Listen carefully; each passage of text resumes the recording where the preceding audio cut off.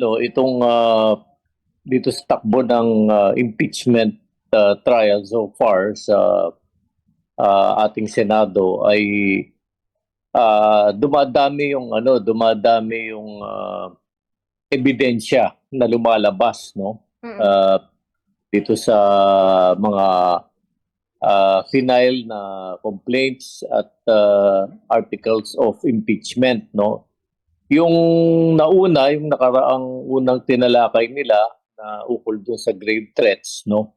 Yun ay parang madaling naipresenta ng prosecution. In fact, ang nangyari pa nga, yung defense lawyers pa nga ang lalong dahil pinaulit-ulit nila yung pagpapalabas nung video na batay dun sa mga witnesses na taga NBI, talagang kumpirma na authentic, no? Yun lang naman kailangan i-prove ng NBI doon na hindi yung mga video na yon kung saan naglatag ng grave threats ang Vice Presidente ay tunay at hindi inalter, no? Ngayon dahil dun sa mismong presentasyon ng depensa, pinaulit-ulit nila yung video na yon, no? At lalong napalakas yung posisyon ng prosecution, no? So parang itong unang article of impeachment, yung grave threats, na yan parang smooth sailing, ika nga, no? Yung presentasyon ng prosecution. Dito naman sa parang ilang araw, no, kung saan ay nag-focus sila dito sa misuse, no, yung charge na misuse of confidential and intelligence funds, no? Dito ay pinresenta ng prosecution yung mga taga Commission on Audit, no? Yung Commission on Audit, ito ay isang constitutional body na siyang nagbabantay kung paano ginagamit yung pondo ng bayan ng ating mga opisyal, lalo na dito sa Office of the Vice President at dito sa Department of Education na pinamunuan ng Vice Presidente. So itong mga COA editors na kanilang pinatestify, malinaw na dito sa kanilang mga presentasyon kung saan ay sinagot nila yung mga katanungan ng prosecution lawyers at ganun din yung katanungan ng defense lawyers. Lalo ritong tumambak, no, yung mga ebidensya. Una-una na itong mga intelligence at confidential funds ay ginamit, no, kung saan-saan lamang, no? Hindi kasi unang-una dapat nga wala namang dapat intelligence at confidential funds itong Office of the Vice President, no? Kasi meron na siyang no, yung ang dami na niyang miyembro ng kanyang security, no, yung personal security ng Vice President. Hindi nga maintindihan kung bakit itong mga itong mga security niya na sinuswelduhan ng taxpayers money, kailangan pa ng dagdag na intelligence at confidential funds, no? At ang lumilitaw batay dito sa ng COA na timbrihan nila ang Office of the Vice President ukol dito sa hindi maayos na paggamit at paggastos nitong confidential at intelligence funds na ito, no? At batay dito sa mga notices na kanilang sinabi o pinaabot sa Office of the Vice President, dahil hindi tama itong ginawang paggastos, no? Batay sa naipasang budget ng Office of the Vice President, dapat ay isauli ito, no?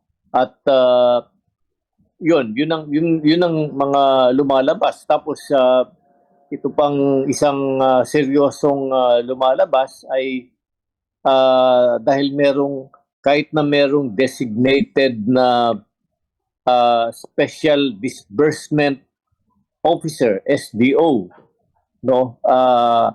Ang Office of the Vice President, na siya talagang dapat na nagre-release at encash, no, nung mga cheque sa bangko. Ang nangyari, mukhang itong mga SDO, Special Disbursement Officers ng Office of the Vice President, pinaubaya nila itong ito, no, sa mga security officers ng Vice Presidente, no, na pinagbabawal ng COA at pinagbabawal ng mga yung mga dual notices at mga memorandum ng Commission on Audit tungkol sa paggamit ng mga pondo para sa intelligence at confidential funds, no. So ito yung ito yung mabigat kasi hindi naman gagawin yun ng mga SDO na ipapaubaya sa iba yung function o trabahong yon kung hindi sila in order o binigyan ng kautusan ng Vice Presidente na bigay ang pera o i-designate yung mga ibang tao para gawin yung trabaho ng Special Disbursement Officer. So, yun mismo, lumalabas ay seryosong paglabag ng mga patakaran dito sa disbursement ng funds. At yun nga, yung lumalabas, meron pa nga lumalabas, kaya nag-comment tuloy si Attorney Kapunan ng prosecution parang yung gumanap na disbursement officer para daw Superman, kasi iba-ibang bangko sa iba't ibang parte ng Pilipinas ang pinuntahan para itong pondo, no, kunin, no.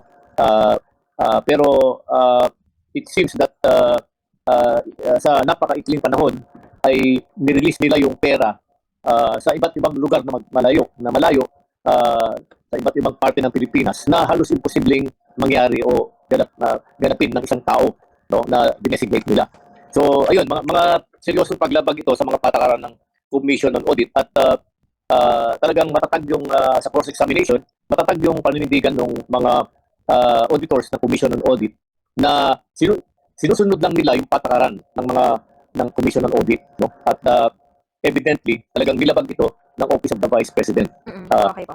So, yes po. So, doon sa nauna yung na-mention nga kanina, Prof, no, na nakakalap na nakakakuha po ng mga ebidensya kasi doon po sa ongoing impeachment at trial. So, ay ba parang makikita rin po ba natin yung mas marami pa po posibilidad, Prof, no, na mag-file ng mga criminal charges kay Vice President Sara Duterte habang umuusad itong impeachment? For example, siguro dito po sa kasalukuyang articles of impeachment na misuse of confidential funds. Pwede na po ba kaya dito, Prof, na makahugot po ng mga ebidensya na makasuhan po ang sitting Vice President na si VP Sara Duterte? Kasi tama po, kahit po hindi pa siya na-impeach at siya pa yung sitting Vice President, pwede pong makasuhan po possibly ng plunder doon po sa mga nakitang evidences ngayon po, Prof.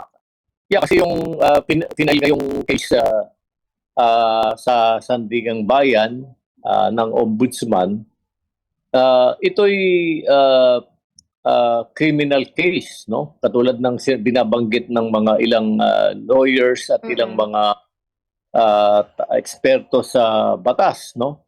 Iba ito sa impeachment trial kasi yung sa Senate impeachment trial, yan ang presidente o na found guilty siya at na-convict, ang penalty lang dyan ay yung pagka-alis sa kanya, pagkatanggal sa kanya bilang presidente, vice president, at yung perpetual disqualification from public office. Hindi na siya pwedeng tumakbo sa ibang posisyon. No, yun ang mga penalties doon sa Senate impeachment trial. Ngayon, dito naman sa final ng Ombudsman na criminal case, if found guilty, ang magiging penalty dito ay yung pagkakulong, no? Pagkakulong kasi criminal case eh. Tapos pwede ring hatulan siya ng korte na isauli yung pondong nawawala o na misuse, no, ng kanyang tanggapan habang siya ay nanunungkulan. So hindi siya immune talaga sa criminal case. Actually, ang immune lang talaga sa criminal case yung presidente ng Pilipinas sapagkat kaya nga inano itong Senate Impeachment Court at yung presidente hindi pwedeng ma-filean ng criminal case dahil yung presidente kasi busy, no? Tapos baka iharas lang ng mga gustong mag-file ng kung ano-anong kaso at madidistract yung kanyang atensyon bilang Pangulo ng Pilipinas. Pero sa kaso ng Vice President, hindi siya immune from a criminal case sapagkat lalo na kung ang pinag-uusapan dito yung misuse ng public funds at saka itong mga seryosong complaints, no, na impeachable under sa ating salitang batas, pwede siyang makulong at ganoon din ay ma-orderan na isauli yung pera na ginamit o na misuse dahil ito ay pera ng taong bayan at mamamayang Pilipino. Okay po. Sa ngayon po, Prof, no, dun po sa, in particular, ito nga misuse ng confidential funds ng Vice President Sara Duterte, do hindi pa tapos, may mga ihaharap pa po no, ng mga witnesses. Kabilang dito, yung mga hostile witness po no, ng mga dating SDO po ng DepEd, ng OVP. Pero do you think po, Prof, ano, kung sakali man po na hindi po humarap or dumalo po itong dagdag pong mga witness, do you think sapat na po itong mga naging ebidensya at mga pahayag mula po mismo dun sa mga witness na nauna na pong iniharap para maipakita na po sa publiko na nagkaroon talaga ng alleged misuse ng confidential funds ng Vice Presidente po? Well, maraming lumabas na ebidensya at impormasyon, no? Mula doon sa mga auditors ng Commission on Audit, no? Pero palagay ko lalong masasubstantiate at mabibigyan ng laman yung kanilang testimonya kung yung mga SDO, no, na ito yung Special Disbursement Officers ay mahaharap diyan sa Senate Impeachment Court at maglilinaw kung bakit dinesignate nila sa ibang tao itong trabaho nila bilang mga special disbursement officers na pinagbabawal ng ating rules and regulations, no, sa ng COA sapagkat ito'y naging daan para ma-misuse, posibleng na-misuse yung public funds na yon at ginamit sa ibang bagay na wala namang kinalaman sa pagkaka-approve ng funding o budget na yon ng Office of the Vice President at ganun din yung sa Department of Education na dating pinamumunuan ng Vice Presidente.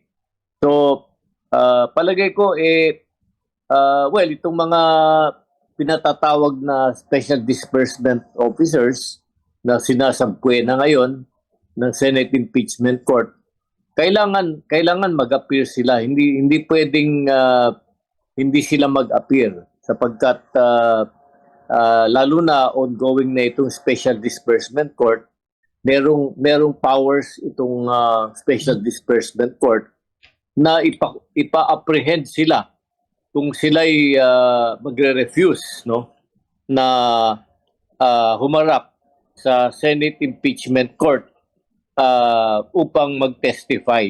Kasi Marian, ito pagkakataon na talaga ng Vice Presidente at nung kanyang mga kasama sa kanyang mga dating tanggapan sa Office of the Vice President at Department of Education.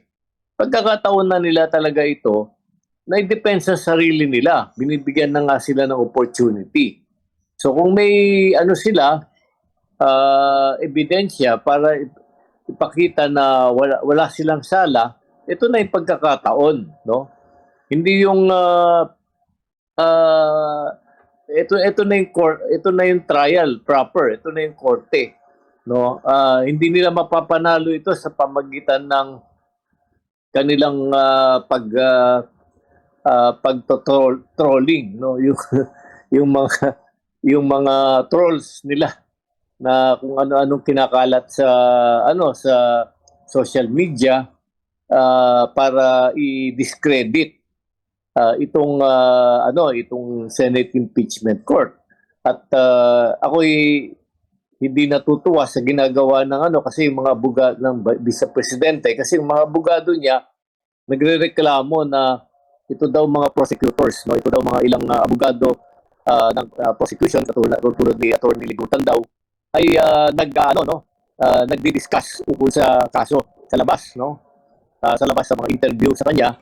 Pero yung mismo Vice Presidente na siyang accused, kung ano-ano ang sinasabi sa kanyang mga press conferences, sinisiraan niya itong integridad at credibility ng Senate Impeachment Court. Bakit hindi siya umarap, no? At dito niya sabihin sa harap ng Senate Impeachment Court yung kanyang gusto sabihin para depensahan ng sarili, hindi yung walang cross-examination na kung ano-ano sinasabi niya para sirain yung credibility at integridad ng Senate Impeachment Court, no? So walang basis yung sinasabi ng mga abogado niya na nagrereklamo kay Attorney Ligutan, no, at ilang mga prosecutors, no, na nagtatalakay lang ukol sa kanilang paglilinaw sa mga interview at mga pagtalakay nila ng proseso, no, para ipaliwanag sa taong bayan yung step by step na nagiging proseso ng Senate Impeachment Court mula nung nagsimula ito hanggang sa kasalukuyan. Okay po. Sa akin po, 15 days, simula po nung mag-start yung impeachment trial, pero parang hindi lang po 15 days, ano? Kung tutusin, parang daw po natin, naka 2 months o 2 to 3 months na tayo dito sa impeachment trial, Prof, ano? Kasi nagiging mahaba-haba. Do you think po sa akin, Prof, ay doon pa rin ba yung interest ng mga kababayan po natin na tumutok sa impeachment trial, or medyo nawawala na po yung interest ng mga kababayan po natin? At nakakatulong din po ba, lalo po, for example, siguro yung nangyari po kahapon, ano, yung mga argumento between po sa mga counsel na nakakadagdag po marami ng interest sa mga kababayan po natin, sir? Actually, yung Senate impeachment trial, no, napaka-interesting, no?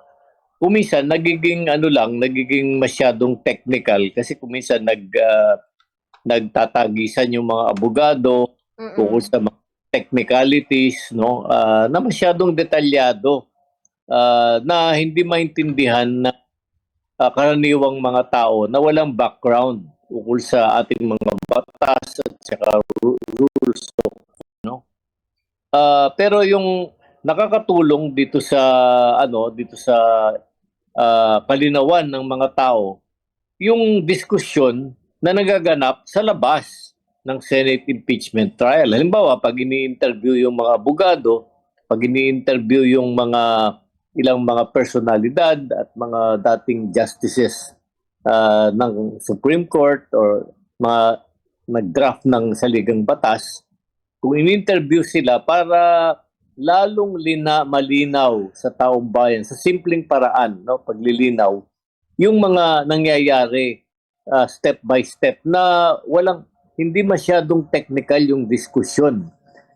Importante kasi na ang taong bayan talagang bantayan itong Senate impeachment trial, no? At itong pagbabantay ng taong bayan, importante ay malaman at